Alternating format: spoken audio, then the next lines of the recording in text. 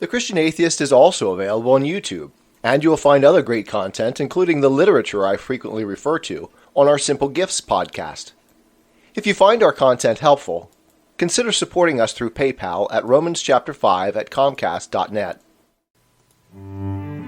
Welcome to The Christian Atheist, where faith and reason fuse in the incarnation. Episode 42, The Ugly Hegel, continued. Immanuel Kant's critique of pure reason was an attempt to carve out conceptual space for human freedom, and thus for the validity of ethics, in the face of the emerging scientific determinism of his age. Human reason, he asserts, faces fundamental limitations in its pretensions to knowledge. No matter, therefore, how thoroughly our rational stories, our scientific claims to knowledge about our world penetrate its mysteries, the autonomy of the individual, human freedom and ethical responsibility must remain postulates to which we can rationally assent. And human reason must forever find its limit in that to which it applies itself.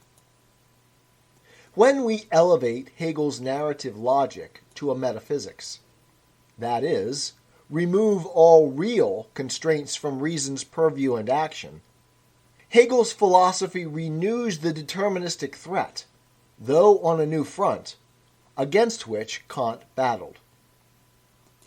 Hegel's metaphysics is one of deterministic optimism, as it presents history as the progressive ascent of logic, reason, or spirit from the conceptual opposition of being and nothingness to self-consciousness. While spirit is free, human beings are merely the flotsam and jetsam tossed about by spirit's movement, its perpetual and irresistible flow. The progressive, that is, evolutionary ascent of reason to ever higher articulation and consciousness is the origin of Marx's faith in his own predictions for dialectical materialism. The anti-capitalist revolution will occur. It is historically inevitable. This same self-confidence pervades the post-Marxian leftists, even though many have abandoned the undeniable Marxian historicist failures, the predictions of a necessary revolution undeniably proven false. Marx wrote in his Theses on Feuerbach, quote, "Philosophers have hitherto only interpreted the world in various ways. The point is to change it." Hegel's philosophy was, as Marx indicates here, retrospective, descriptive, historical, and while his philosophy painted a picture in which human freedom, and thus ethics itself, was illusory, in which determinism ruled, Hegel posited reason's historical dialectical development as a summum bonum, a highest good.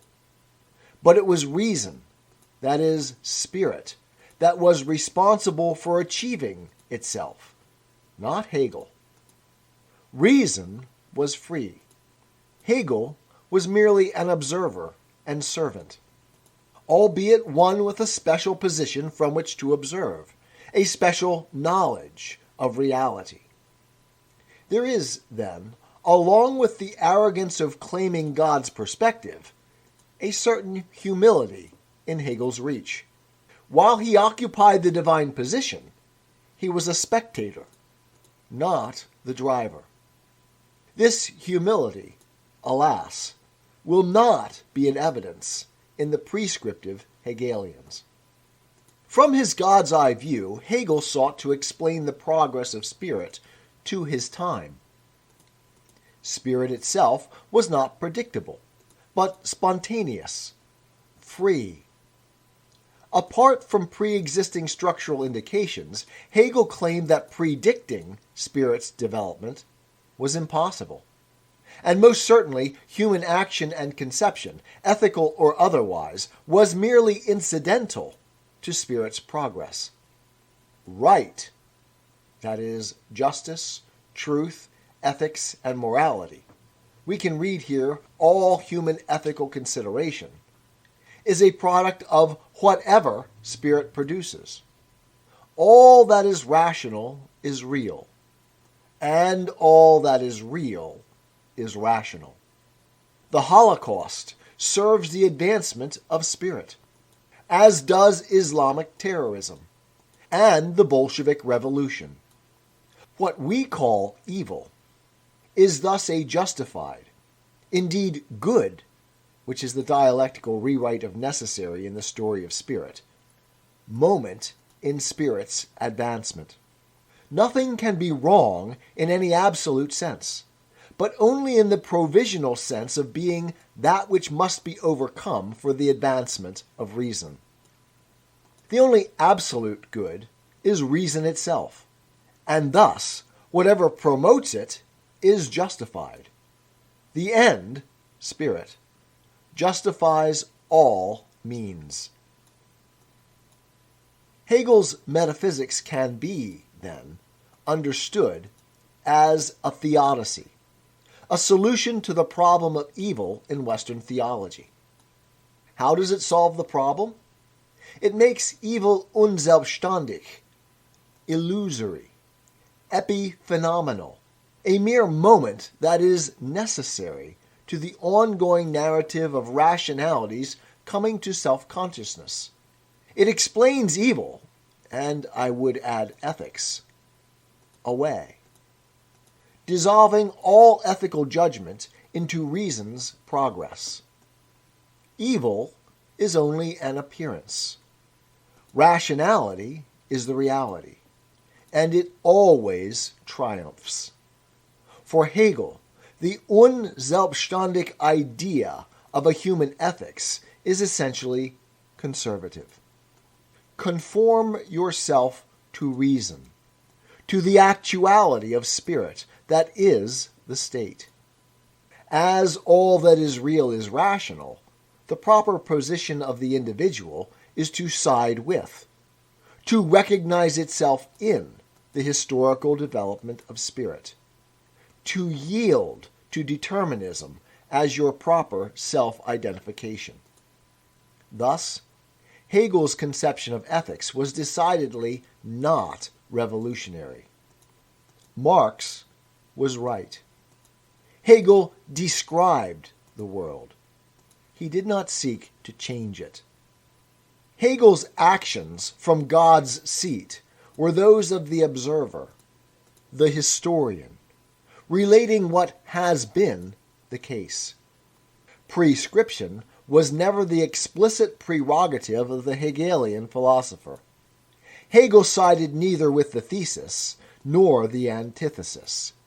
He stood above them both.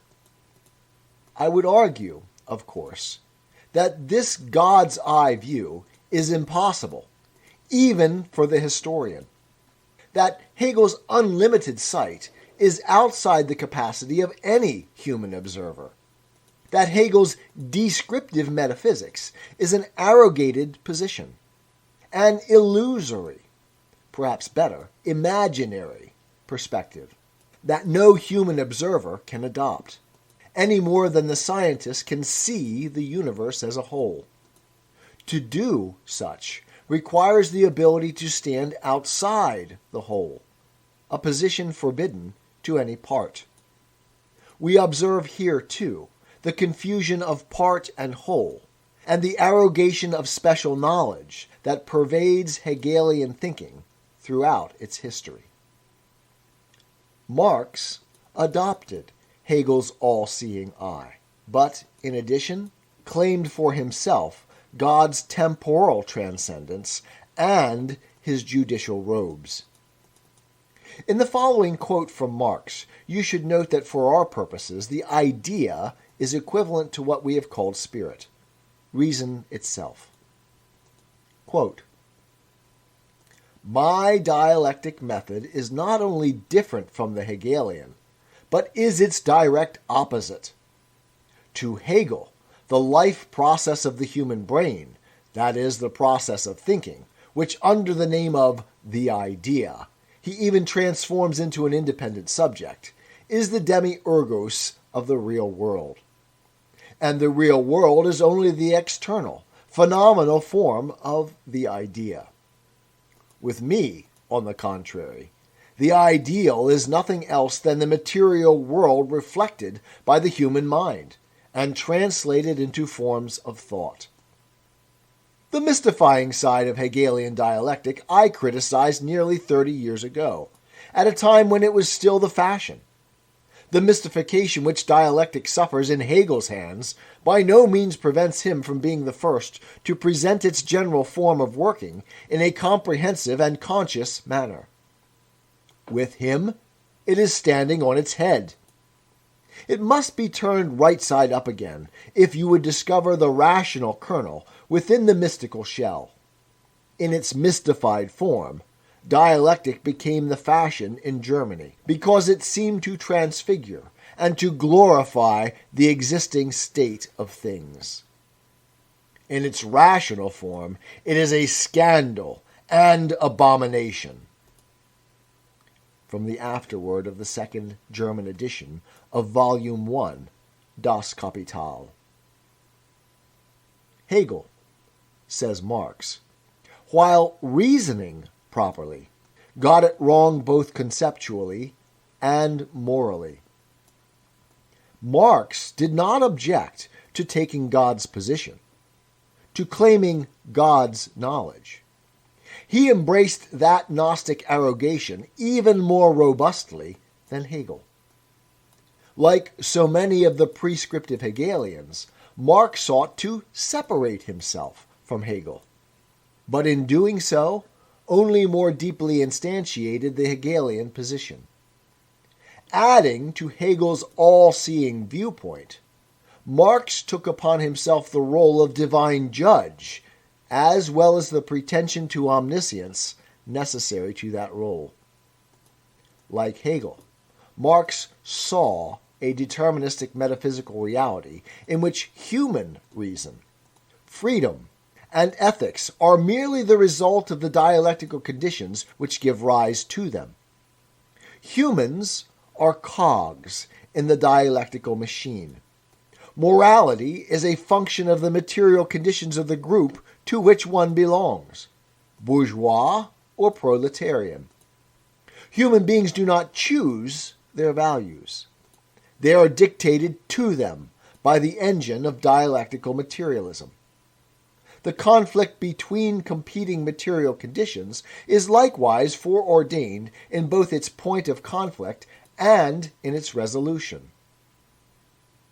All of this can be seen from outside the structure, from God's seat. And if we can see it, then we might as well claim the rest of the divine attributes for ourselves as well, right? While determinism is the rule for humanity, the Hegelian cult of Gnosticism, standing where only the transcendent God can stand, knows better than the rest of the benighted world.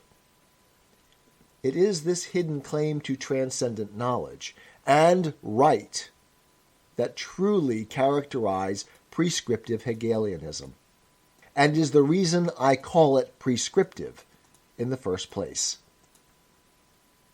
It is this insight that explains nearly all the pernicious results of Hegel's philosophy that follow.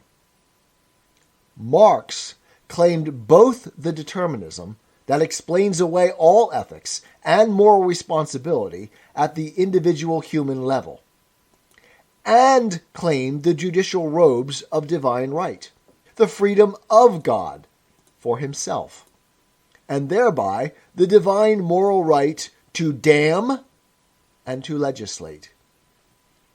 We can thus see in Marx the seedlings of Hegel's denial of transcendence, the progressive and ever-widening gap between the world of transcendence and the ever-ripening scent of God's decay of which Nietzsche spoke. the seeds that grew and prospered into the poisoned tree from which we harvest ever more deadly fruit today. From our very first episode of The Christian Atheist, I spoke of passing through the looking glass back to Christ. One side of the looking glass is the inversion of the other. In like manner, our series on Hegel presents an inversion. On one side is immanence, and on the other, transcendence. This theoretical conflict is not new historically, as it played out also in the world of Socrates and Plato. It was that famous philosopher of immanence, the sophist Protagoras, who famously said, "Man is the measure of all things." Whatever else the sophists may have represented, they most certainly prefigured Hegelian relativism. In Platonic idealism, this image of two sides of the looking glass can give us a pretty good picture of his metaphysics. The ideal forms of Plato dwell in transcendence, the eternal realm of the really real, which is lit by the form of the good, value itself. Our world, the world of becoming, stands on the other side of the looking glass, in immanence, and the things with which immanence is peopled partake of the real as their reflections, their shadows. They are real as they come into being, indicating the transcendent realm which they imperfectly reflect. But they are also passing away. As in Hegel, immanence is the world of becoming, not of ultimate being. For Plato, then, as for the Western theistic tradition, what is expressed both in transcendence and immanence. But the most real being is the summum bonum, the highest good, or God.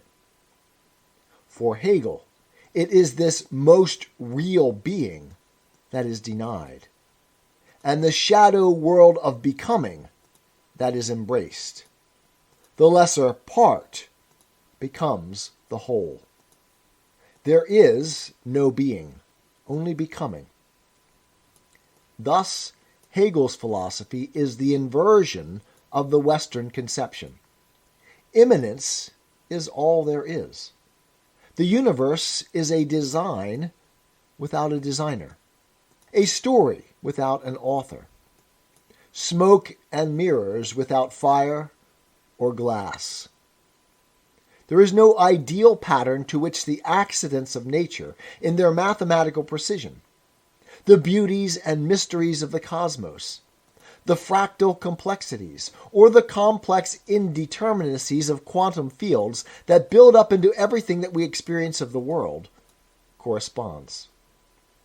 Rather, there is only the infinite change giving rise to everything that is, though for that very reason, everything that is only the process of change itself.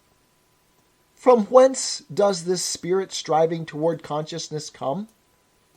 For Hegel, there is no answer to this question other than becoming becomes. Echoing Marx's sardonic dismissal of the question of man's origin in his economic and philosophic manuscripts of 1844.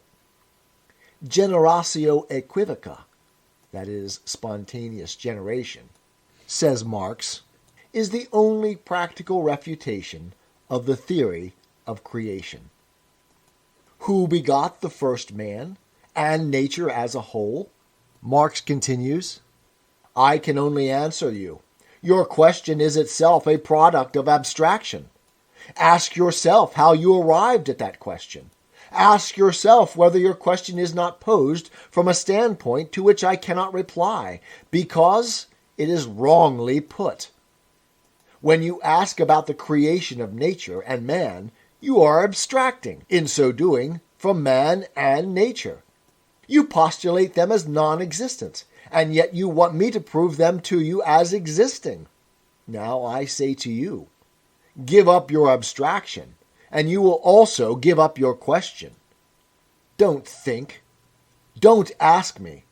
For as soon as you think and ask, your abstraction from the existence of nature and man has no meaning. End quote. In what way, though, is faith in an eternal evolutionary process, the faith of scientism, the faith of atheism, less remarkable or more reasonable than faith in an eternally existing transcendent creator? Sit down and shut up, Hegel and Marx demand, as do their contemporary epigones, atheists and pseudoscientists, and don't ask such damned foolish questions. We know better now. When I turned back to the looking glass after 25 years of atheism, I had to face the absurdity of a reflection without a mirror, of a complex, rational, and detailed story without an author, of a world rich with meaning that created itself, and decide which vision made more sense. Why is there something rather than nothing? And why is it that that something is so richly filled with value, beauty, meaning, love, and rational, intricate structure, including the reciprocity of ethical relation? Why is our world so attuned to the personal, that is, if all that underlies it is impersonal change? I am a Christian, with the searching and skeptical mind of an atheist. I don't want to believe anything that isn't true. I know both sides of the looking glass, and I know them with open eyes. I choose Christ's side. I invite you to join me from wherever you stand before the looking glass. That's this week's episode. Thanks for listening, and remember, you can have your religious cake and eat it too. You can have reason, respect for science, a 21st century worldview, and be a Christian.